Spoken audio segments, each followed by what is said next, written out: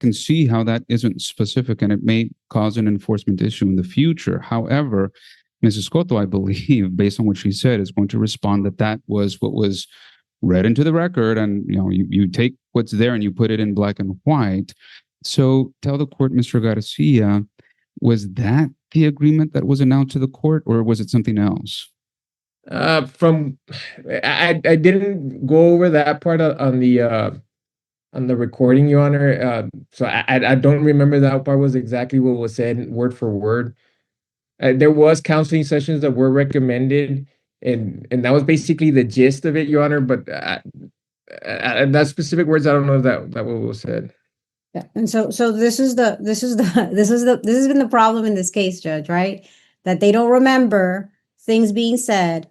We go back and ask Judge Martinez's staff to read back what was read into the record. And of course, the morality clause is there. It's 4 months from the signing of the divorce decree. There was also said into the record, because that's what my notes say, and I was correct the first time, or until a counselor recommends that they can go with this person or have contact with this person by way of the recommendation of the counselor. I guess so we all understand, Judge. My client is going to abide by this order. And once the 4 months are over and the counseling has started, he can have this person around her. I think the problem is the 4 months start counting from the time the divorce decree is signed. And so if we sign it today, the clock starts ticking. I think the problem is that and I know that the court did not hear the contested hearing on this case, but the court heard that Mr. Castillo injected this person into the marriage when my client was still pregnant with the smaller one. This person's children goes to the same school as the 8-year-old. Both of these two people are educators, and the person that his paramour is an educator. And so there were rumors going around in court, at their places of employment, that he may not have been the father of Zadie, who was the newborn. We had to get a DNA test done so that my client could have something to if people said that it wasn't his child, that was in writing. And so Judge Martinez heard all of this and heard also things that Zoe had heard in her classroom. And so to protect the children, that morality clause was agreed to 4 months from the signing of the decree or until the counselor recommends so. If he and Miss Hasso enroll the children, at least Zoe, in the counseling tomorrow, and the counselor says in a month she can have contact, then that's what's going to happen. But the more we delay this, the more the parties don't have any finality. Mrs. Cotto, Mr. Garcia, the court hereby adopts and approves your agreement in full. I believe it was told to court that everything has been pronounced and rendered. The only issue pending for the court, or the only semblance of an objection that the court has heard, is this morality clause. Let me unravel that for you and get you to finality right now. I guess Ms. Leticia Garcia, feel free to chime in and I'll ask you at the end for your thoughts. You are the court's appointed guardian ad litem. So normally, folks, morality clauses are overnight visits, and I have, I guess, just by the volume of cases court hears on family law matters, I could kind of gauge where this could be going if you have a 1-year-old and an 8-year-old. So if your agreement is that there is some amount of time, ostensibly that it is in the best interest of these children to keep some distance until first introducing, then the only question for the court then is how much time one, is in the best interest of both of these childs, and two, can you agree to? So let me start one by one. And this is your objection, Mr. Garcia. What amount of time do you believe would be in these children's best interest? We had during the mediation, we agreed to the 4 months, Your Honor. He doesn't have objections to that, and he didn't have an objection to it starting after the decree is signed, because that's what was agreed to, Your Honor. So you believe 4 months to be in both of these children's best interest, and this is your proposal. I had a follow-up question. I don't know, was it Yes, Your Honor.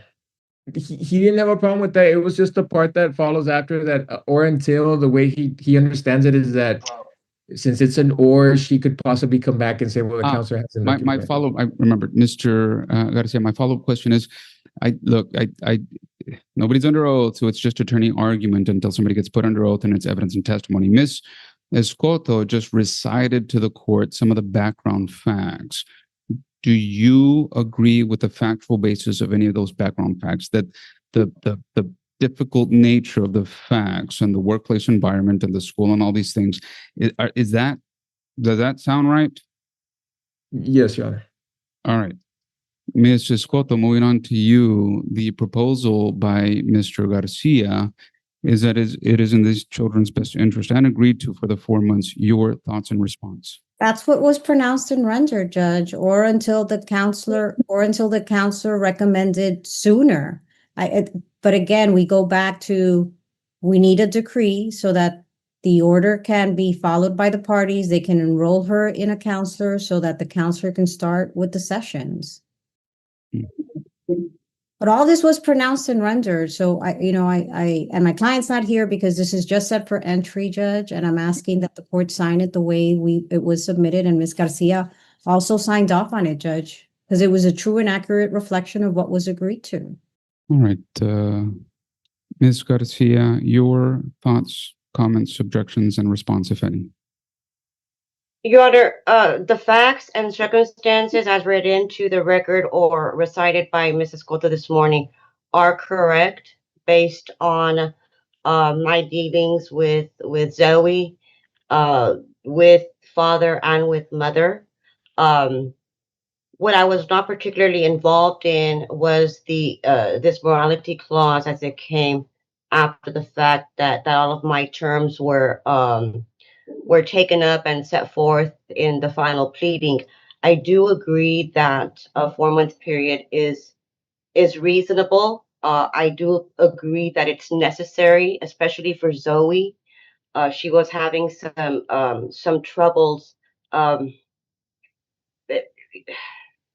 getting past the fact that, perhaps father was maybe paying more attention to, the other children, less than herself and her sister. And I think that is necessary, that the counselor that they begin speaking with delve into. I think the issue of the word or might not be such an issue, or should not be, for father, given that the counselor can come within the 4-month period if she agrees that the children, that Zoe particularly is okay and fine before the expiration of the 4 months. So it's a benefit to father, in my opinion, if it's written that way, and it seems like it is the way Mrs. Cotto has stated into the record. But even though we don't use these types of clauses very frequently, in this particular case, because of the way it led up to the actual separation and issues coming up thereafter, it's necessary that Zoe have a little period of time to assimilate a little bit better. The court has heard the thoughts, comments, response, and recommendation by the guardian ad litem. Any response or objection there to Mr. Garcia? No, Your Honor. Ms. Escoto? No, Judge. All right, so this is what the court's going to do, and I'm going to deviate from your agreement in the best interest of let's say of the children, but it sounds like it's the older child that the court would be really doing this for. One more factual question before I give you a definitive date. Mr. Garcia, what school district does the older child attend? I think it's UISD, Your Honor. Correct, Mrs. Cotto? Mrs. Cotto, I think you're frozen. Ms. Garcia, do you know if the children attend UISD? Yes, Judge, they do. Court sees that Mrs. Cotto has dropped off the video conference and is no longer in the virtual well. I have a decision. I just need to put it on the record. She says she was kicked out, Judge. That was her internet provider, not ours, because we're all here. I guess let me give her a few minutes to log in, and I will make a pronouncement, a rendering. I'll write it into the order as soon as she logs in. Mr. Castillo, please stand by. Tomas Castillo, Belinda Hasso, cause number 2025 FLA 799C3. Court marks Mrs. Cotto present by video conference. Mr. Garcia present by video conference. Ms. Leticia Garcia present by video conference. Ms. Leticia Garcia is the guardian ad litem. Mr. Tomas Castillo is present in person before the court. Ms. Belinda Hasso was not present. Mrs. Cotto, when last we left off, I apologize, Judge. I have no idea what happened with the server. you're here now. That's all that matters. The court was about to adopt and approve the agreement by the parties. Mr. Garcia raised, the court has crystallized into an objection. Page 25, Clause A, the morality clause. The court heard some factual background from Ms. Garcia, Mr. Garcia, and Mrs. Cotto. The last piece of information that I just needed confirmation on before pronouncing and rendering and making modifications in the best interest of both children, but more particularly the older child, Ms. Escoto, was that the older child attends United Independent School District. You're asking me, Judge? To confirm, yes. Yes, I believe she is. Hold on. I want to say she does, Judge, at the same campus as my client, but I don't know for sure. Ms. I asked just to give a date certain, but it's not going to move the court's decision by more than a day or two. I just need confirmation. Ms. Garcia, I know I asked Mr. Garcia. Do you know Ms. Garcia? Your Honor, I'm pretty sure, but I think Father is standing right there, and I got the answer, Judge. Mr. Castillo, what school district does your oldest child attend? Laredo ISD. Laredo ISD. That is going to change the courts by 3 days. It'll change my decision. All right. Any factual dispute with that, Mrs. Cotto? Judge, I'm just, if he says it's LISD, I have no reason to believe that he would lie to the court, so. All right. I'll presume it is. So, okay. So in this case, the court finds that it has jurisdiction over this matter. The court sees that there is a mediated settlement agreement. The court hereby adopts and approves the agreement in full, finds that it is a just and right division with regard to any property division. And the court finds that the terms of the agreement related to the children is in fact in their best interest, save and except for one thing, and that is the morality clause. Here's the court's decision, and I do this in the best interest. It isn't clear what the mediated settlement is since there's this objection. So I'm going to unilaterally make a decision based on the factual representations of and undisputed representations of the parties. And I do this in the children's best interest, but more specifically the older child.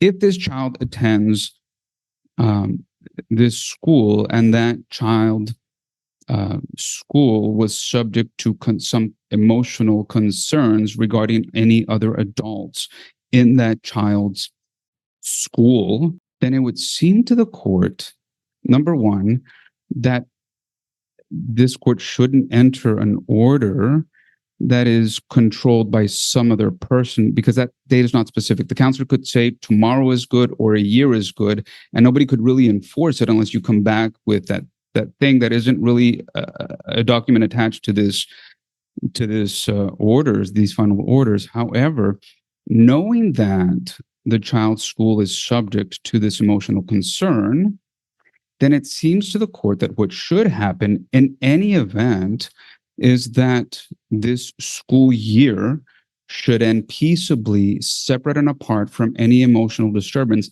Next year should commence, 1 month should elapse, and that gives the parties sufficient time to see if that continues to be a concern factually, number 2, at school, and number 3, if the counselor has any difference of opinion at that point. So, all that to say, the court orders that this quote unquote morality clause be in force until September 8th, 2026. Knowing that this is the court's ruling, Mr. Garcia, any objection? None for me. I don't know if my client has any objection, Your Honor. I'll hear from him in a minute. Mrs. Cotto, any objection to this? No, Judge. Ms. Garcia, thoughts, comments, concerns, or objections? None, Your Honor.